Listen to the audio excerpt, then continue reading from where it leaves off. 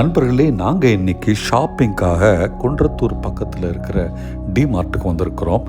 கருகம்பாக்கத்துக்கிட்ட இந்த டிமார்ட் இருக்குங்க. நாங்கள் காலையிலே வந்ததுனால இன்னும் கூட்டம் எதுவும் வரலைங்க. வீக்கெண்டில் கூட்டம் பயங்கரமாக இருக்கும். நாங்கள் வந்தது ஒரு ஒர்க்கிங் டே, அதனால் காலையிலே வந்ததுனால ஹார்ட்லி 2-3 கார் தான் இருக்குங்க. அட் அ டைம் குறைஞ்சபட்சம் ஒரு 60-70 காராவது அந்த பார்க்கிங் போடலாம். ரொம்பவே விசாலமான அந்த பார்க்கிங்கில் எங்கள் காரை போட்டுட்டு நாங்கள் லிஃப்டில் ஏறி மேலே வந்தோங்க. எங்களை மாதிரி சில கஸ்டமர்ஸ் ஏற்கனவே வந்து ஷாப்பிங் பண்ணிக்கிட்டு இருந்தாங்க. பார்த்திங்கன்னா ஒரு ஐட்டமும் அவ்வளவு குறைவான ரேட்டில் இருக்குங்க. பார்த்திங்கன்னா பெண்கள்லாம் ஈஸியாக ஷாப்பிங் பண்ணுறதுக்கு செக்ஷனாக வச்சுருக்கிறாங்க. அதை தவிர விதவிதமான கிராசரி ஐட்டமை ரெடி டு பேக் அந்த மாதிரி வச்சுருக்கிறதுனால வரவங்கெல்லாம் அள்ளி போட்டுக்கிட்டு போகிறாங்க ஒரு ஐட்டத்தையும்.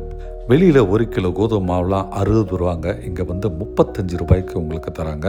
அதே மாதிரி பார்த்திங்கன்னா போகான்ற அந்த அவல் ஐட்டம் பார்த்திங்கன்னா வெளியில் 45-50 ரூபா, இவங்க வெறும் 35 ரூபாய்க்கு தராங்க. இந்த இடத்துல இந்த ரைஸ் அப்பளம் விற்கிறாங்க. நீங்கள் அங்கே போனீங்கன்னா நிச்சயமாக வாங்க வேண்டிய ஐட்டங்க.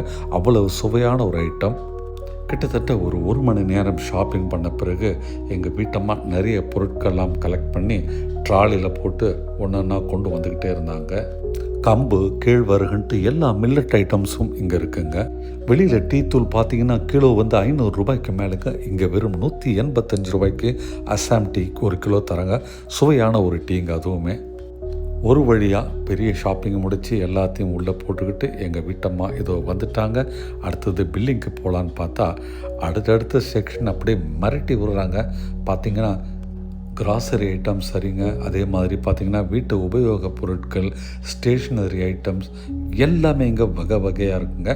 குறைவான ரேட்டில் இருக்கிறதுனால எல்லா ஷெல்ஃப்ஸுமே மக்கள் எடுத்துக்கிட்டே இருக்கிறாங்க. பாருங்கள், நோட் புக் அப்புறம் மற்ற ஸ்டேஷ்னரி ஐட்டம்லாம் ரொம்ப சீப்பாக இருக்குங்க.